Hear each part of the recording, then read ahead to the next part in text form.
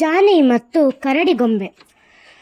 ಒಂದು ದಿನ ಜಾನಿ ತನ್ನ ದೊಡ್ಡ ಮನೆಯಲ್ಲಿ ತುಂಬ ಬೇಸರದಿಂದ ಕುಳಿತಿದ್ದಳು. ಅವಳಿಗೆ ಮನೆಯಿಂದ ಹೊರಗೆ ಹೋಗಲು ಆಸೆಯಾಗುತ್ತಿತ್ತು.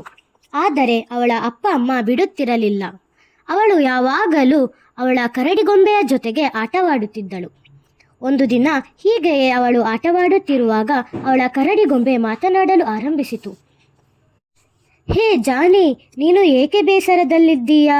ಏನಾಯಿತು ಎಂದು ಕೇಳಿತು. ಆಗ ಜಾನಿಗೆ ಆಶ್ಚರ್ಯವಾಯಿತು. ಇದೇನು, ನನ್ನ ಕರಡಿಗೊಂಬೆ ಮಾತನಾಡುತ್ತಿದೆಯಲ್ಲ? ಆಗ ಗೊಂಬೆ ಹೇಳಿತು, ನಾನು ನಿನ್ನನ್ನು ಯಾವಾಗಲೂ ಗಮನಿಸುತ್ತೇನೆ. ನೀನು ನನ್ನ ಜೊತೆ ಖುಷಿ ಖುಷಿಯಾಗಿ ಆಟವಾಡುತ್ತಿ. ಆದರೆ ಇಂದು ಯಾಕೆ ಬೇಸರದಲ್ಲಿದ್ದೀಯಾ ಎಂದು ಕೇಳಲು ಮಾತನಾಡಿದೆ. ಜಾನಿಗೆ ತುಂಬ ಖುಷಿಯಾಯಿತು. ಮರುದಿನ ಜಾನಿಯ ಅಪ್ಪ ಅಮ್ಮ ಪೇಟೆಗೆ ಹೋಗುವ ಆಲೋಚನೆಯಲ್ಲಿ ಇದ್ದರು. ಅವರು ಮಾತನಾಡುವುದನ್ನು ಜಾನಿ ಮತ್ತು ಕರಡಿಗೊಂಬೆ ಕೇಳಿಸಿಕೊಂಡರು. ಅವರಿಬ್ಬರು ಆ ದಿನವೇ ಕಾಡಿಗೆ ಹೋಗುವ ಯೋಜನೆ ಮಾಡಿದರು. ಅಪ್ಪ ಅಮ್ಮ ಪೇಟೆಗೆ ಹೊರಟ ಕೂಡಲೇ ಜಾನಿ ಮತ್ತು ಗೊಂಬೆಯೂ ಕಾಡಿಗೆ ಹೊರಟರು.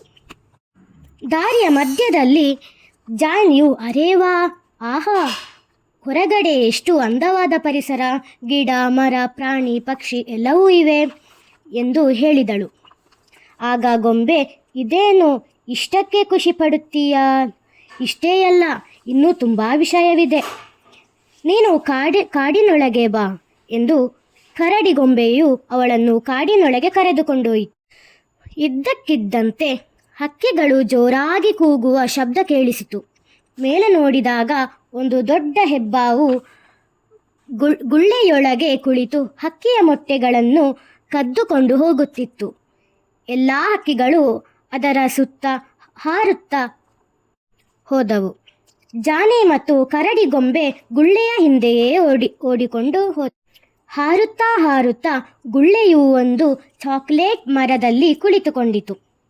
ಕರಡಿ ಹಾವಿನ ಭಾಷೆಯಲ್ಲಿ ಹಾವಿನೊಂದಿಗೆ ಮಾತನಾಡಿತು. ಹಾವು ಯಾರಿಗೂ ಗೊತ್ತಿಲ್ಲದ ಚಾಕ್ಲೇಟ್ ಮರದ ವಿಷಯವನ್ನು ಹೇಳಿ ಗುಳ್ಳೆಯಿಂದ ಹೊರಗೆ ಬಂತು. ಹಾವು ಹಕ್ಕಿಯ ಮೊಟ್ಟೆಗಳನ್ನು ಕೊಟ್ಟು, ಇನ್ನು ಮುಂದೆ ಹಸಿವಾದಾಗ ಚಾಕ್ಲೇಟ್ ಮರಕ್ಕೆ ಬನ್ನಿ ಎಂದು ಹೇಳುವಂತೆ ಕರಡಿಗೆ ತಿಳಿಸಿತು.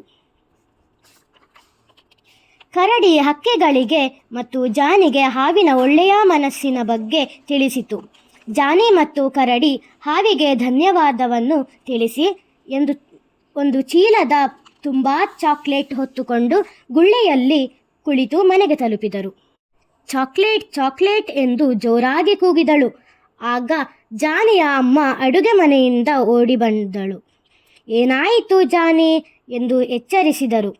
ತಕ್ಷಣ ಜಾನಿ ಎದ್ದು ಕರಡಿಗೊಂಬೆಯನ್ನು ನೋಡಿ ಮಾತನಾಡಿಸಿದಳು. ಆದರೆ ಗೊಂಬೆ ಮಾತನಾಡಲಿಲ್ಲ.